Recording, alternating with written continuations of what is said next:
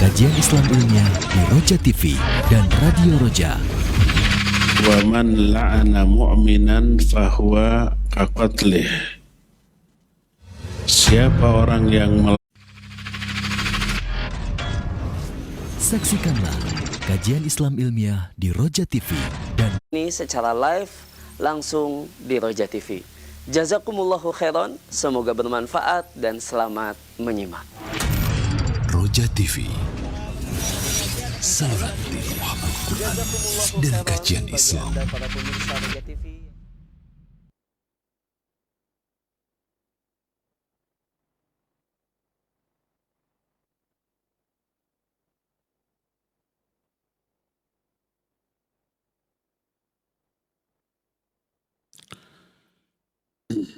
Bismillahirrahmanirrahim. Assalamualaikum warahmatullahi wabarakatuh.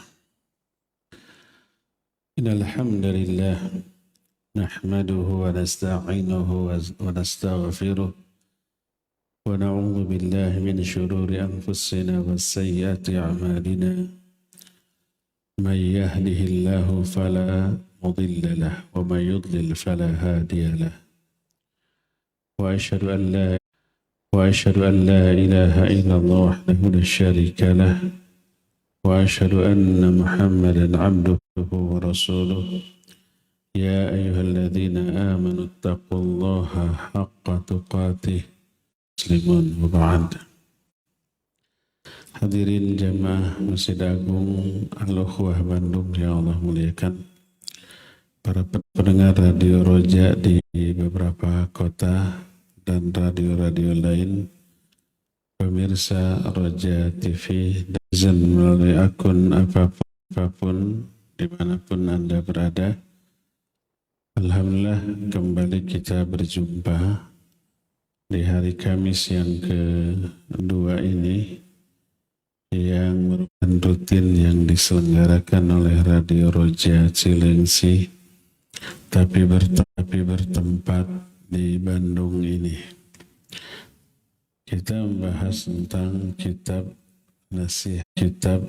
Nasihati lin Nisa, nasihatku untuk para wanita, karena ini kajian khusus wanita muslimah tapi tak laki-laki.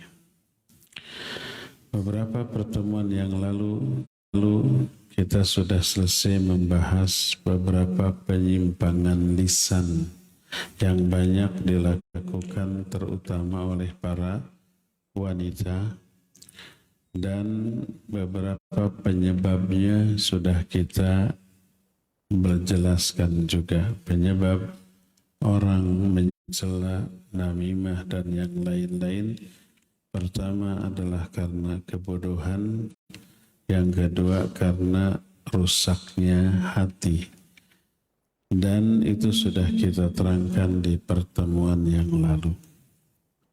Kita lanjut, adalah lalainya mereka dalam mendidik anak.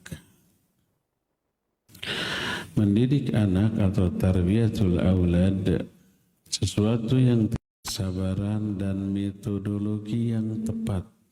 Tidak harus sama metodenya, terkadang membutuhkan atau perlu diperlakukan dengan lemah lembut, dengan suara yang lirih, yang lunak, tidak dengan suara yang keras.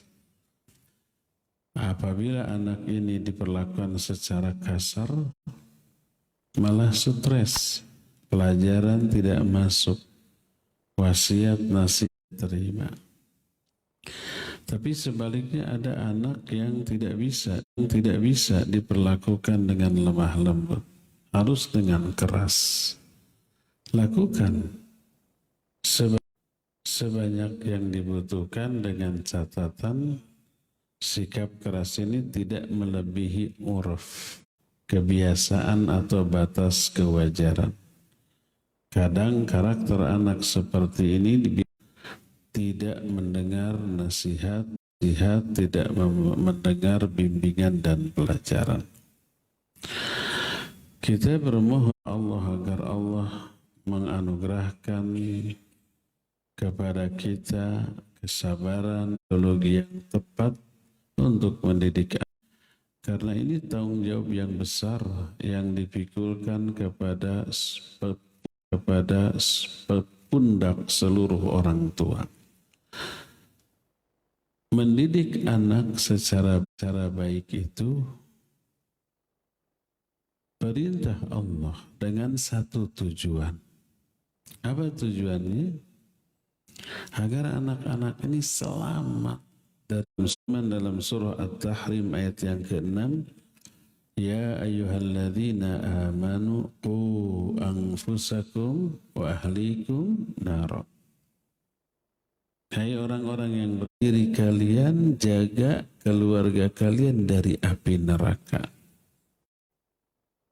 Dari sini lahir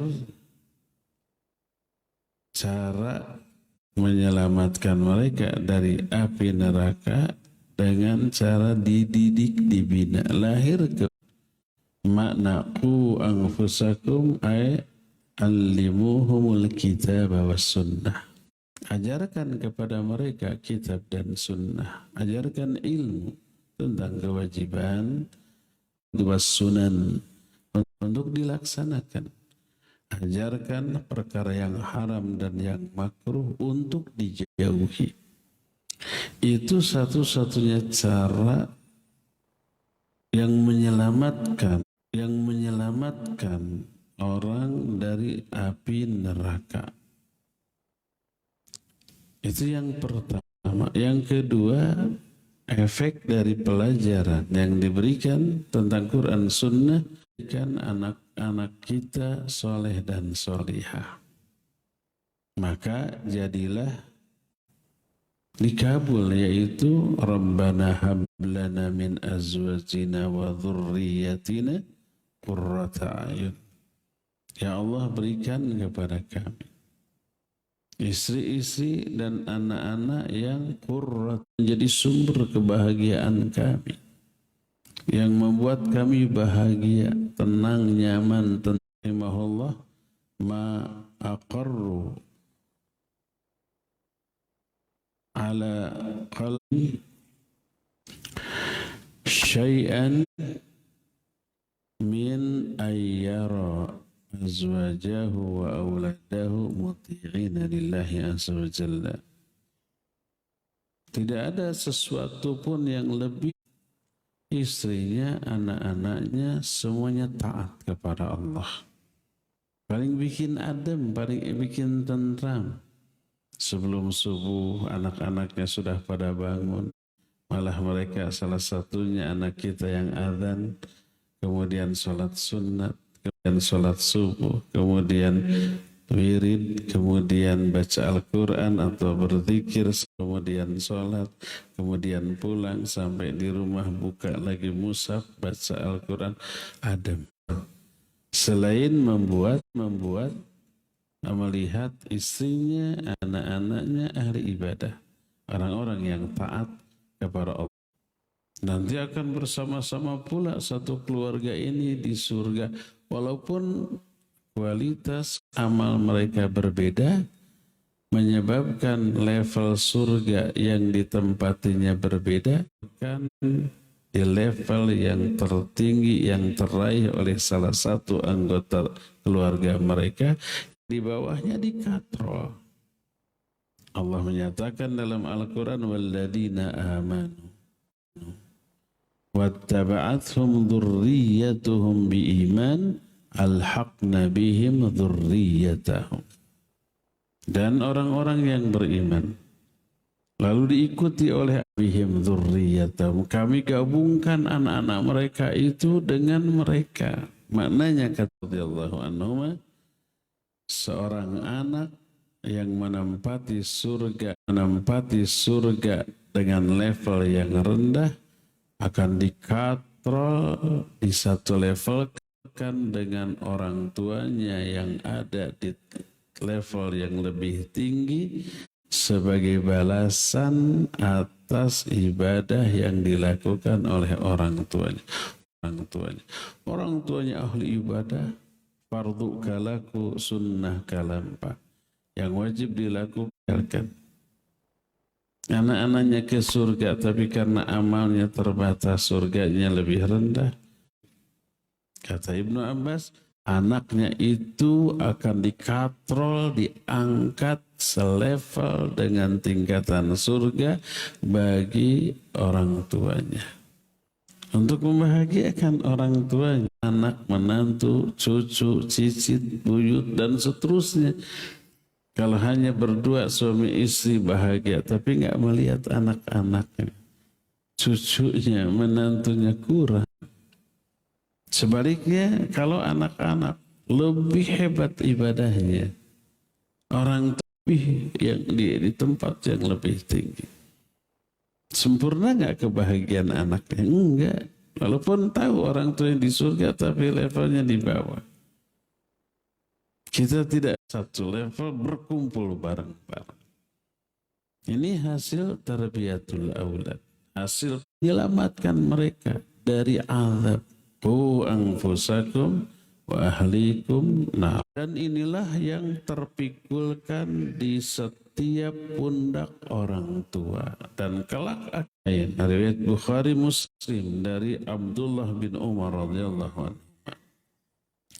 Rasul sallallahu alaihi wasallam bersabda kullukum ra'in wa kullukum mas'ulun an ra'iyatihi. Fal imamu ra'in wal mar'atu ra'iyah fi baiti zawjiha wa hiya mas'ulah. Wal 'abdu ra'in fi mali lukum mas'ulun an ra'iyatihi. Setiap kalian itu pemimpin. Dan setiap kalian akan ditanya tentang kepemimpinannya. Seorang imam itu pemimpin dan akan ditanya tentang kepemimpinannya. Seorang lelaki dia pemimpin bagi keluarganya, istrinya dan anaknya. Dan dia akan ditanya beres-beres, mendidik anak, mengurus anak-anak, mengurus harta suami. Sementara suaminya keluar untuk cari nafkah. Itu tanggung jawab istri di rumah. Maka pemimpin bagi harta tuannya.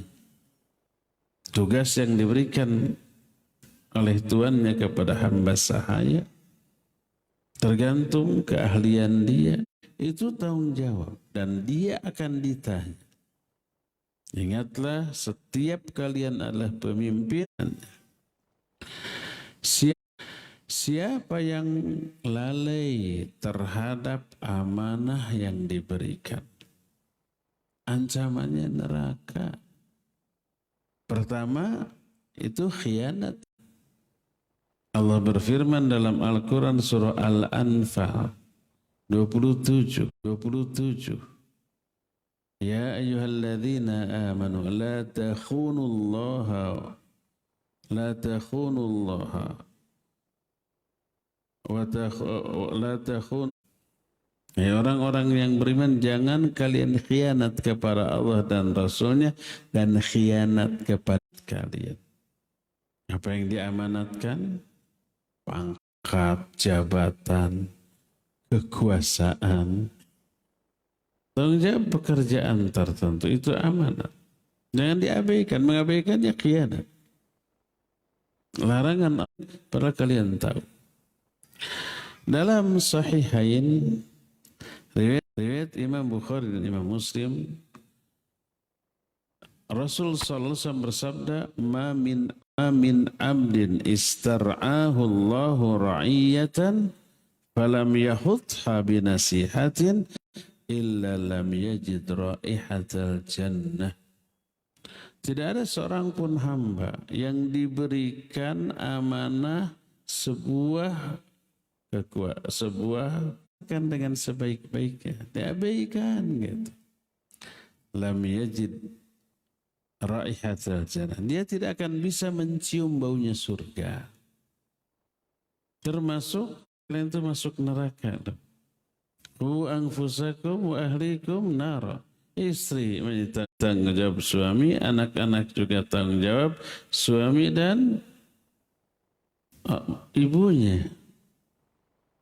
maka wajib adanya ta'awun atau kerjasama bain fi tarbiyati auladihima walau ahmala wahidu minhuma ma alaihi minal mas'uliyah la baqiya janibuhu fihi naqsun illa ma syaa. Mau tidak mau harus ada ta'awun, kerjasama antara suami dan istri dalam mendidik anak. Satu di antara yang lalai, apalagi dua-duanya lalai melaksanakan tanggung jawab ini, maka berarti dia mengabaikan perintah Allah, makanya kepada Allah. Karena tidak melaksanakan perintah Allah, tidak menunaikan amanah dari Allah. Kedua, durhaka kepada Rasul sallallahu alaihi wasallam. Sebelum sampai dia kelak waliyadzubillah masuk neraka, anak menuntut orang tuanya walaupun orang tuanya ahli ibadah. Wahai bapak, wahai ibu, kenapa engkau biarkan aku bergelimang dalam diarahkan sampai bergelimang dalam dosa, masuk ke dalam neraka, orang tuanya jadi keseret, ya. Terus langkah-langkah apa yang harus dilakukan oleh orang tua dalam mendidik anak? Ada beberapa langkah, poin per poin sesari rinci dan detail. Umpamanya di marhalah ula, di fase yang pertama ketika anak ini masih balita, yulaqanul tiflu lillahi azza wa jalla ma'al. Latih untuk menyebut nama Allah sambil berisyarat dengan telunjuk ke langit. Karena Allah ada di langit. Kata siapa? Kata Allah dalam Al-Quran. Aamintum man fis sama. Apa kalian merasa aman terhadap Allah yang ada di atas langit? Ayam Mastawa 'alal 'arsy. Dialah Allah yang telah menciptakan langit dan bumi pada waktu 6 hari. Lalu dia istiwa di atas arsy. Wamatihi wa jalalihi. Dengan makna yang layak bagi kemuliaan dan keagungan Allah. Kalau di maknanya, oh kalau begitu saya lebih gede dari Allah. Enggak begitu, itu tidak sesuai dengan keagungan dan kemuliaan Allah. Allah istiwa di atas arsy, ba'inun min khalqih, dari makhluknya tidak menempel. Bimakna billadhi bima, bagi kemuliaan dan keagungan Allah azza wa jalla. La yahtaju ila syai'i min makhluqati. Tidak Allah enggak butuh kepada langit dan bumi. Istiwanya Allah di atas arsy menunjukkan Allah tinggi di atasnya. Ketika ada seorang sahabat mau membebaskan salah satu di antara budak-budaknya, dia bingung yang mana yang harus dibebaskan. Minta bantuan kepada Nabi SAW. Oleh Nabi SAW dia menjawab, Allahu fis sama. Allah ada di langit. Wa man ana, lalu aku siapa? Anta Rasulullah. Engkau adalah utusan Allah. Apa kata Nabi SAW? A'tikha fa innaha mu'minah. Bebaskan dia karena dia seorang wanita mukminah. Jangan difahami pakai akal, pakai roy. Oh, kalau yang meyakini Allah di atas langit disebut mukminah, yang tidak meyakini dianggap kafir dong. Itu logika. Imanul mutlak tapi mutlakul iman. Sama dengan umpamanya, wallahi la yu'minu, wallahi la yu'minu, wallahi la yu'minu. Demi Allah tidak beriman, tidak. Itu maknanya kafir, bukan, enggak sempurna imannya. La yu'minu ahadukum hatta yuhibba li akhihi ma yuhibbu li nafsihi. Tidak beriman sehingga dia mencintai kebaikan untuk saudaranya sebagaimana dia mencintai kebaikan untuk dirinya. Lah kalau ada orang tidak begitu, tidak beriman, apakah maknanya kafir? Bukan, maknanya enggak sempurna imannya. Mangkana yu'minu billahi wal, bicara yang baik atau diam. Sekarang ada orang bicaranya kasar, kotor, batil, nyelekit. Apakah tidak beriman itu maknanya? Dikembalikan pemahaman ayat atau hadis ini kepada kaidah yang didasarkan kepada ayat-ayat. Kalau orang yang meyakini Allah ada di atas langit disebut mukminah, berarti kalian mengkafirkan yang tidak beriman demikian. Ya enggak begitu. Jika dia. Nah, jadi sebut nama Allah sampai isyarat ke langit, menunjukkan Allah. Terus kedua, apabila engkau memberikan makanan, apapun bentuknya, kue, roti, latih dia untuk menerima dengan tangan kanan. Barang, uang atau apapun, nih kasih. Pakai tangan kiri, dilatih untuk dengan tangan kanan. Bila dikasih minuman atau makanan yang panas, ajar bagaimana dijelaskan dalam Sahih Bukhari dan Muslim, hadis yang diterima dari Abu Qatadah radhiyallahu anhu. Jadi kasih contoh, akhirnya anak itu dengan cepat beradaptasi, menyerap pelajaran, dibiasakan. Pendidikan dengan membiasakan. Dalam keseharian, rutinitas sehari-hari, akhirnya menjadi akhlak. Tertanamlah dengan fitrahnya. Nabi SAW menyatakan, "Ma min mauludin illa yuladu alal fitrah."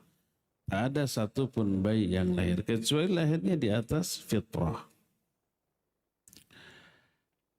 Pertama tentu saja syaitan. Kedua, lingkungan.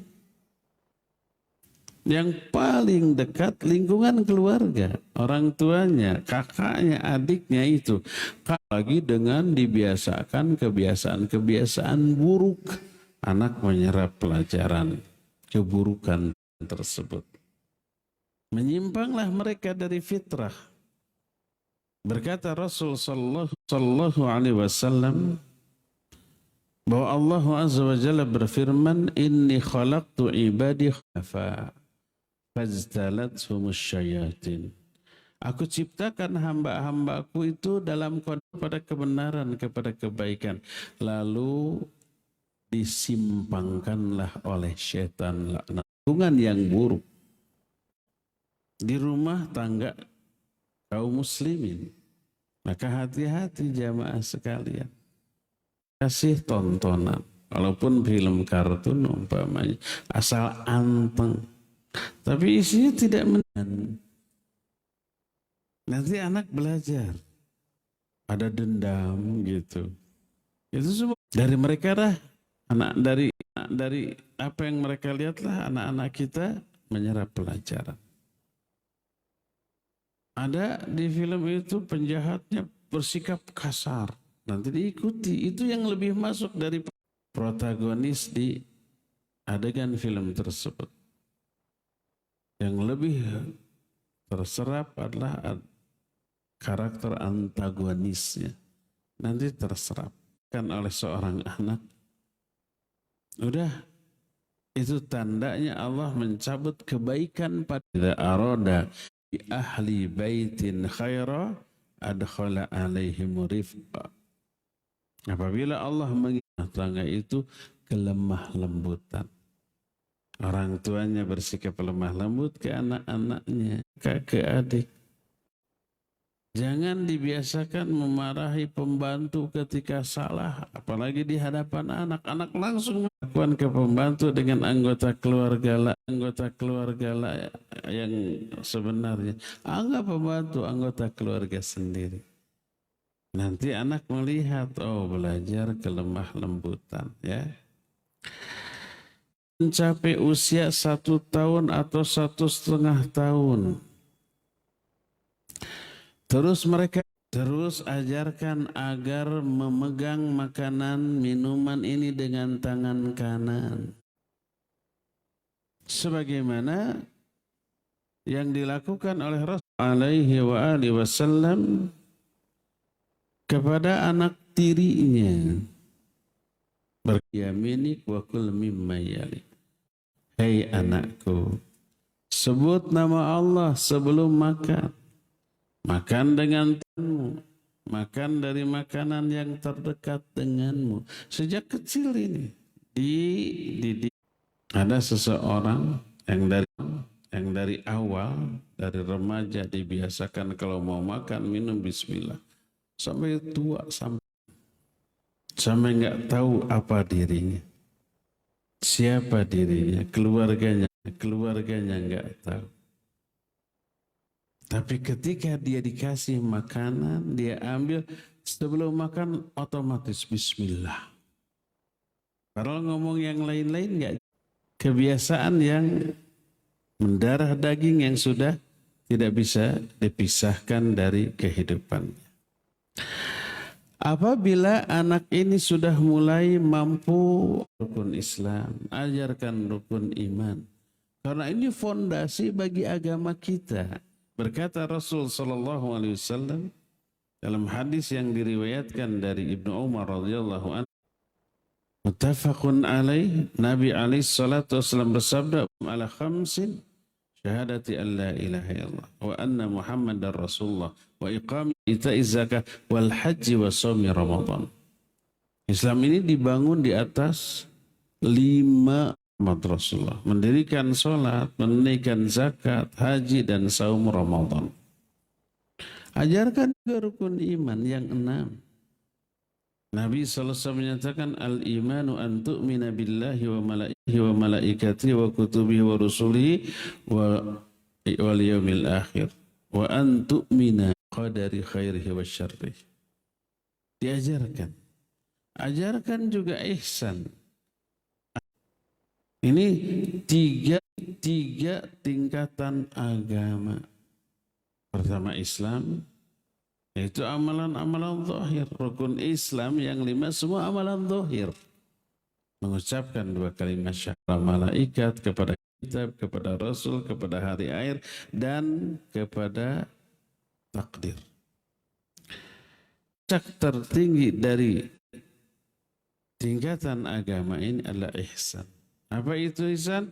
An ta'budallah ka'annaka tarah, fa illam takun tarah fa innahu yara. Itu engkau beribadah kepada dengan mata batin. Kita sudah jelaskan di hari Kamis yang lalu tentang keyakinan. Keyakinan ada 3 level. Ilmul yakin, keyakinan yang didasarkan pada ilmu, informasi. Kedua, ainul yakin, keyakinan yang didasarkan pada penglihatan, yang didasarkan pada pengalaman langsung, mengalami, merasakan. Nah, terus kita juga sudah jelaskan ilmu. Makin ilmu makin banyak, makin yakin. Kalau sudah mencapai puncak dari ilmu, apa orang kita seluruh kaum muslimin iman surga dan neraka ada. Karena informasi dari Quran dan Sunnah, penjelasan para ulama kita. Kalau dihayati, yang dimaksud dengan perkataan Hanzalah, seorang sahabat. Ini hai Hanzalah. Apa jawabnya? Nafaqal Hanzalah. Hanzalah sudah. Dari kata Abu Bakar, bagaimana hal itu bisa terjadi? Berkata Hanzalah, kalau aku berada di samping Rasul SAW mendengarkan ucapan dan wejangannya, seolah-olah surga dan neraka itu ada di pelupuk mata. Saking penjelasan surga neraka disertai dengan penghayatan Nabi alaihi salatu wassalam. Masuk. Kita pernah belajar fisika, ada istilah resonansinya. Apa itu resonansi? Masih ingat? Bergetarnya sebuah benda karena getaran benda lain yang frekuensinya sama. Masih ingat nggak? Nggak ingat. Itu pelajaran SMP. Saya belajar ini tahun 77 sampai 79. Setelah tamat SMA saya juga pernah jadi guru fisika. Jadi ingat terus tuh. Dua ya, direndengkan tadi apa? Direndengkan resonansi. Dan yang percobaan yang biasanya dilakukan dengan garpu tala, ketokan bergetar, masukkan ke sebuah mulut botol, ngayung. Kenapa? Udara yang ada di botol atau gelas tadi kan gitu. Nah getaran itu yang kemudian menimbulkan, paham kan?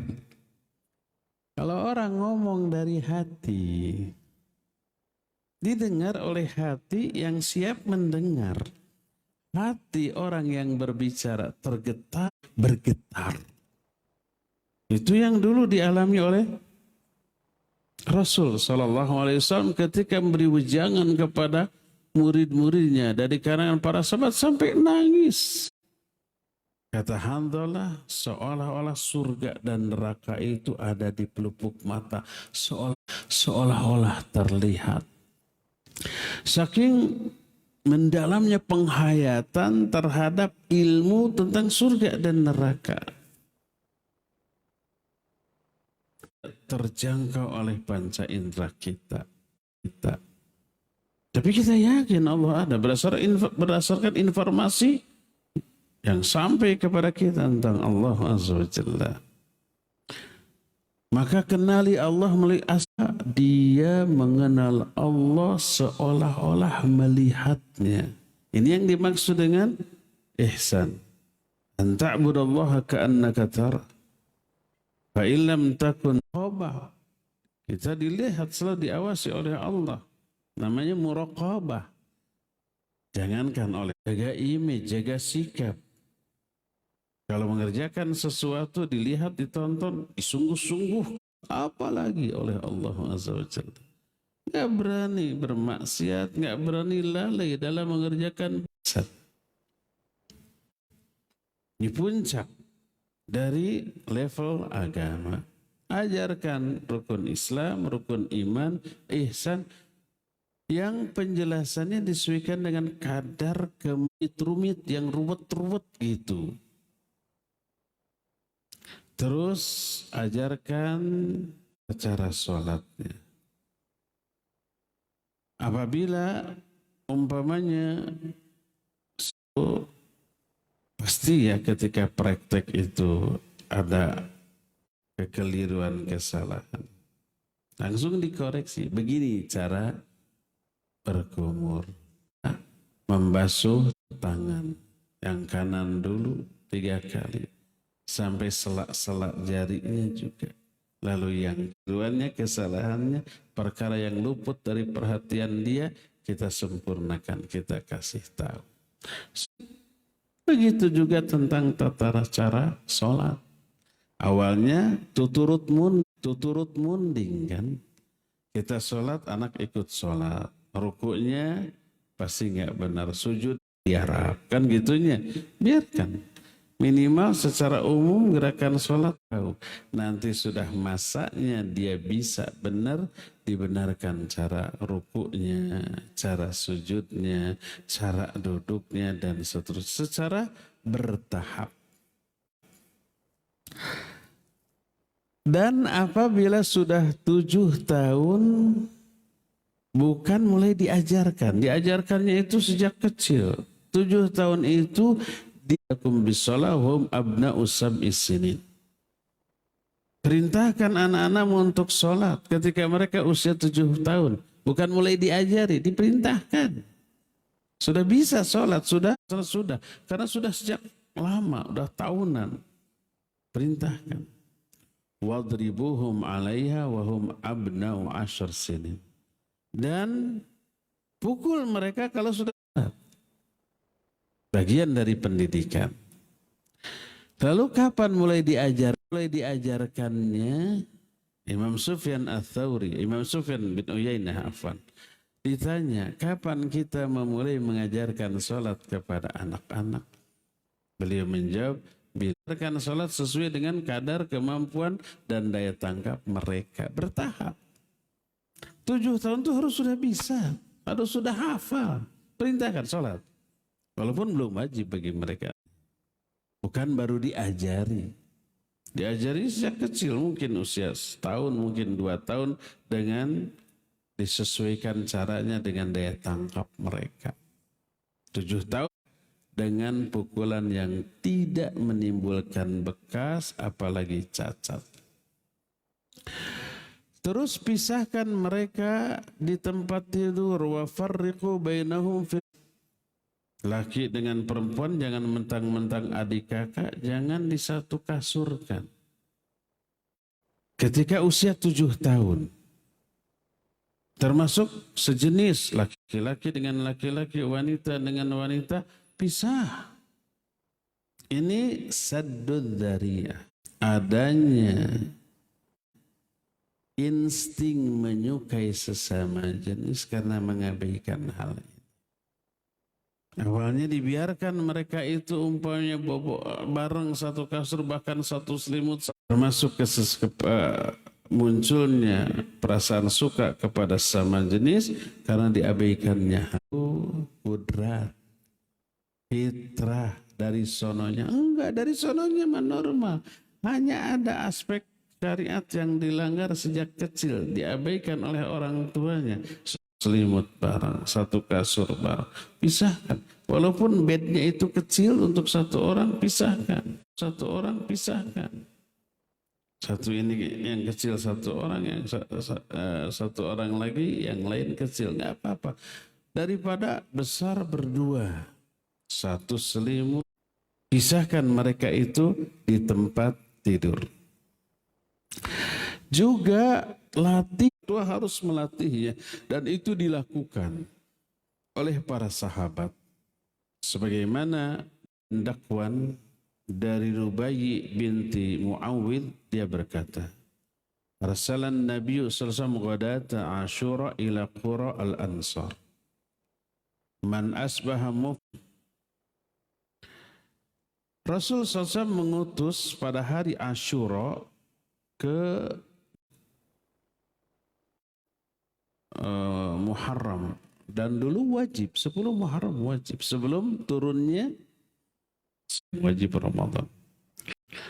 Waktu itu 10 Muharram wajib saum Asyura. Nabi mengutus orang, lalu hendaklah berhenti makan dan sisa waktunya lanjutkan dengan saum. Siapa yang hari ini saum, terus sempurnakan saumnya sampai sore, sampai maghrib. Maka berkata, alal ta'am a'tainahu dzaka hatta yakuna indal iftar. Maka kami pun dan kami membuat sebuah mainan dari bulu-bulu. Apabila salah seorang di antara anak kami menangis karena lapar, ingin makan, lalu dia anteng, kata orang Sunda, kabebenjokeun laparnya dengan permainan itu. Ini nasional, apa kabebenjokeun teh jadi lupa lagi kepada laparnya karena dikasih mainan sampai tiba saatnya berbuka. Anak kecil biarkan, jangan dulu suruh saum, kasihan. Nanti kalau sudah balik baru suruh saum. Karena tidak terlatih, pas balik nggak sanggup saum, padahal sudah di tamat, pas saatnya balik sudah terbiasa. Enteng bagi mereka, ya. Anak disesuaikan dengan kemampuan dan daya tangkap mereka. Rasul SAW kepada Ibnu Abbas yang saat itu masih remaja, ABG. Apa kata Nabi SAW? Kan kepadamu beberapa kalimat. Ihfadillah yahfadka, ihfadillah. Allah akan menjagamu. Pelihara Allah olehmu, kamu akan mendapati Allah berada di hadapan. Maksud menjaga Allah, menjaga agamanya. Orang itu menjaga Allah. Allah akan menjagamu. Siapa yang menjaga agama Allah, Allah akan menjaganya. Intan Allah akan menolong kamu. Wa yuthabbit aqdamakum. Menolong Allah, membela Allah diaplikasikan dalam bentuk membela agamanya. Ini orang pakai otak. Siapa yang berniat membela Allah itu menghinakan Allah. Ya benar. Orang itu seperti monyet. Oh, berarti bukan monyet tuh. Seperti benar berarti nggak benar. Bertolak belakang dengan ayat Allah. Hai orang-orang yang beriman, jadilah kamu penolong-penolong Allah. Bukan berarti karena Allah lemah butuh pertolongan, bukan. Tapi ini nih, tanggung jawab kita, rasa memiliki kita, cinta kita kepada Allah itu diukur dengan ini. Sama dengan TNI. TNI kan kuat ya. Mereka kan hebat, ada Kopassus, ada Kostrad, ada Kopasgat, ada Marinir, Denjaka, pelatih, terlatih. Lalu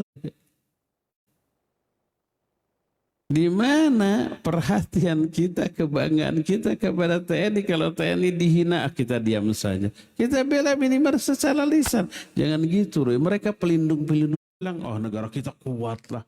Kalau dihina orang nggak perlu kita bela. Apa begitu? Di mana cinta kita kepada negara? Ketika negara kita dihina oleh orang lain, oleh bangsa lain, kita mau berhasil, mau ketika membela itu minimal kita tunjukkan atensi dan cinta kita kepada negara. Kalah karena kekuatan, persenjataan, teknologi, banyaknya prajuritnya, pasti kita kalah. Minimal kita tunjukkan nasionalisme kita kan gitu. Tapi ini menunjukkan loyalitas, cinta dan kasih sayang kita kepada Allah Azza wa Jalla. Nggak rida kalau Allah dihina, kita bela. Nggak perlu dibela, kata siapa? Kalau dihinakan wajib kita bela, bukan karena agama ini lemah, tapi karena wujud cinta, kasih sayang, loyalitas kita kepada agama ini. Ya. Nah, Rasul SAW menyuruh Ibnu Abbas, ihfadillah, jaga Allah olehmu. Allah akan menjagamu. Ihfadillah, tajidhu tujahak. Jaga Allah olehmu,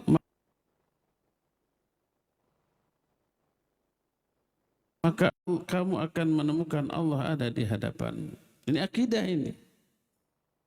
Wa idza sa'alta fas'alillah, kalau kamu minta, mintalah kepada Allah. Wa idza sta'anta fasta'in billah, kalau kamu butuh pertolongan, minta pertolongan kepada Allah. Wa'lam annal ummata law ijtama'a ala ay yanfa'uka bi syai' wa law ijtama'u ala ay yadurruka bi syai'in lam yadurruka illa bi syai'in qad katabahu Allahu 'alaik. Rufi'atil aqlam wa juffatis suhuf. Ketahuilah olehmu bahwa apabila umat ini berkumpul untuk memberikan manfaat kepadamu dengan sesuatu, mereka memberikan manfaat itu kepadamu sedikit pun, kecuali kalau Allah sudah mentakdirkannya. Madarat dengan sesuatu, mereka nggak akan bisa memberi madarat sedikit pun kecuali kalau Allah sudah mentakdirkan hal. Catatan takdir sudah diangkat, nggak akan ada lagi perubahan, dan suhuf lembaran catatan takdir sudah kering, nggak akan dialam kepada Ibnu Abbas ketika masih ABG. Semuanya berisi akidah. Ya. Ini beberapa poin yang harus kita ajarkan kepada anak-anak ketika mendidik. Pendidikan yang harus diajarkan ini masih ada banyak poin yang belum kita terangkan. Kita akan teruskan nanti di bulan yang akan datang. Sekarang cukup sampai di sini saja dulu karena waktunya sudah habis. Kita masuki sesi tanya jawab. wa sallallahu ala nabiyina Muhammadin wa ala alihi wa ashabihi wasallam. Walaupun ini kajian di Roja Cilengsi, dijawab untuk jamaah yang ada di sini, kecuali esok hari Jumat baru langsung dari Cilengsi.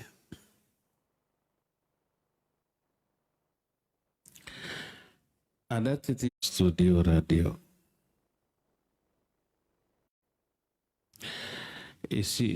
Penanya butuh sekali jawaban, namun tidak bisa keluar hadir kajian.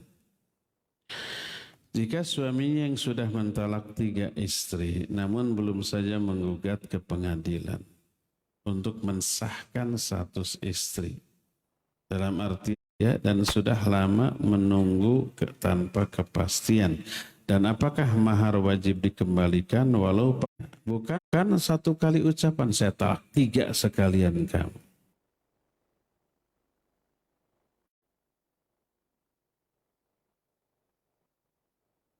Walaupun ngomong yang talak 3, ya yang jatuh tetap 1. Talak 1 sekali, tetap yang jatuh 1. Yang dimaksud talak 3 itu 3 kali talak. Saya talak kamu gitu. Dah, jatuh talak. Dalam masa iddah, si istri tidak boleh keluar dari rumah suami. Masih bareng serumah. Masih boleh.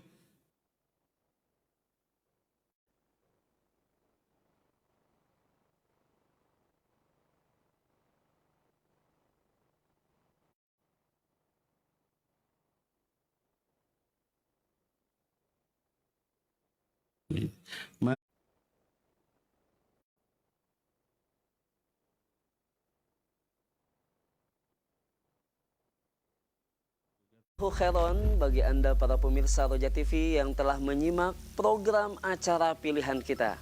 Semoga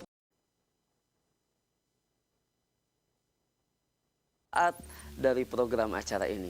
Masih banyak acara-acara kita yang